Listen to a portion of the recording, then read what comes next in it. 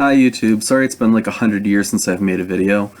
Actually, it's been just about a year. I checked recently, and I apologize I haven't been on in a while, but I think you'll enjoy the video that I have for you today.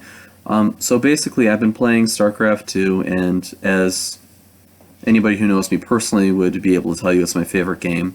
And a few months ago they came out with the final installment of StarCraft 2, which had the Protoss storyline. So, for those of you who don't know, in StarCraft 2 there are three races. You have the Terrans, which they're humans, but Terra from Earth, Terran, so. Then you have the Protoss, which are a race of very enlightened beings. They use a lot of crystals and stuff in their technology.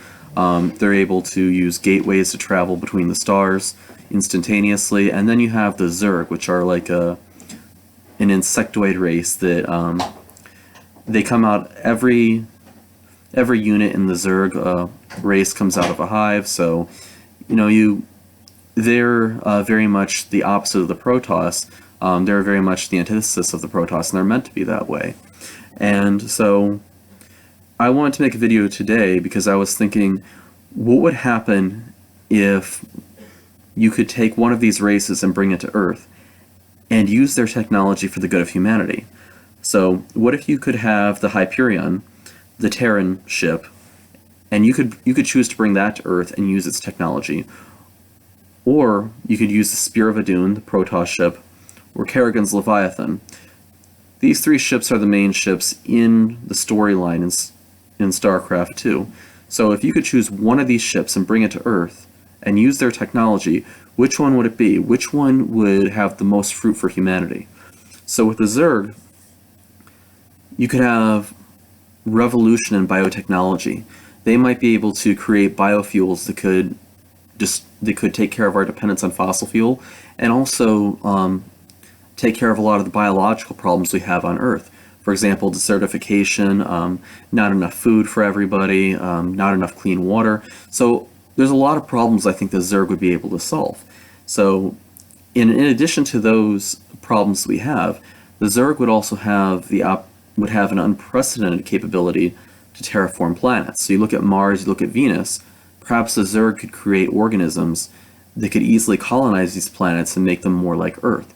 Not to mention the rest of what we have, the rest of the different worlds that we have in our solar system right here. So obviously biofuels, I mentioned biofuels, and curing disease.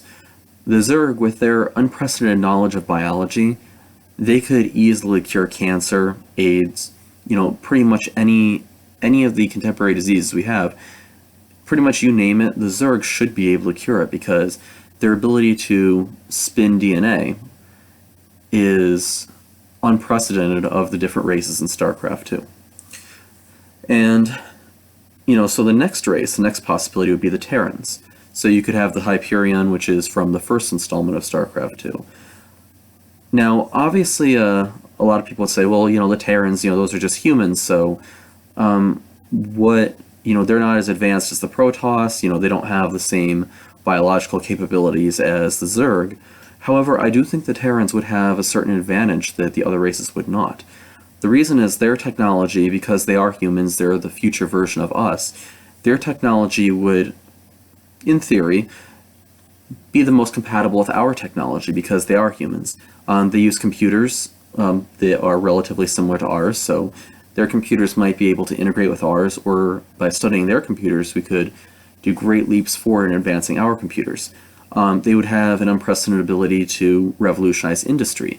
So anybody who plays StarCraft 2 knows you can set up a factory and start building cars like crazy, like it's nothing in StarCraft 2. So what if we had that ability here on Earth, the ability to make industrial products like automobiles, like cell phones, like computers, and have this, come off the assembly line very cheaply, very inexpensively, and the only thing you have to feed into it for the most part is a few minerals and basic natural resources.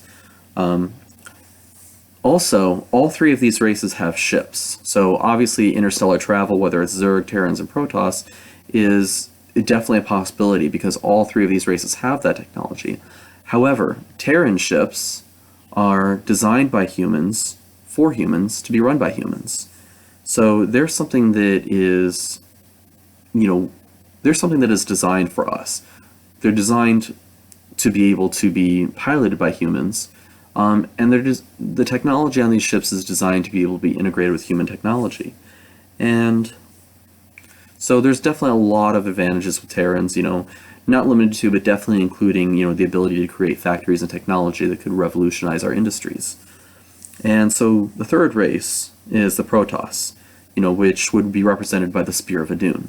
So should you choose to have the Spear of Adun come to Earth instead of one of the other two, you'd be able to build advanced ships, definitely more advanced from technologically speaking than the human ships, and obviously fundamentally different from the Zerg ships, which are biologically based.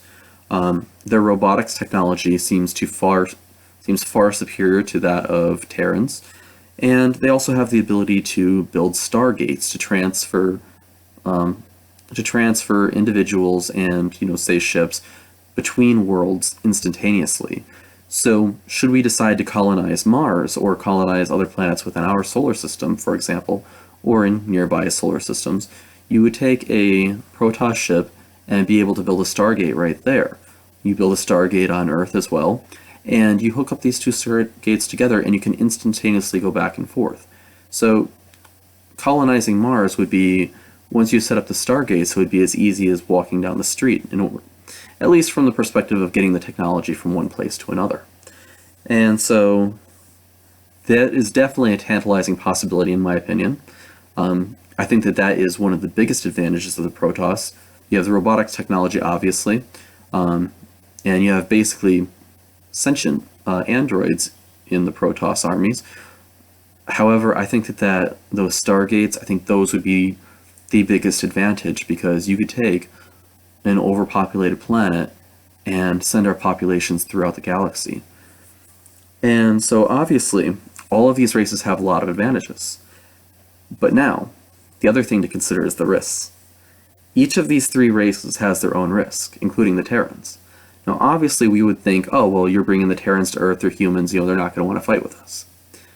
But as humans, we know that we like to fight with each other. So there's definitely the possibility of the Terrans from the Hyperion deciding to say, hey, we have more technology than the humans. We have more power than the humans of the 21st century, I should say. We are more powerful, and we decided now that we want to be in charge. Now, Raynor's crew, the Raynor's Raiders, they seem to generally operate with a very high degree of integrity.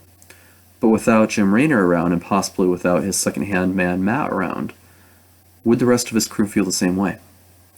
And so each of these races comes with their own risk. Will they infest us, exterminate us, or enslave us? So there's a lot of questions there, a lot of possibilities, and I think each of these potential races is very tantalizing. So leave your comments in the comments section. Let me know which of these races you think would be the most beneficial to humanity if you could choose between bringing the Hyperion to Earth, the Spear of Adun, or Kerrigan's Leviathan. Thank you so much for watching my video. Please rate, comment, subscribe, and all of you have a wonderful day.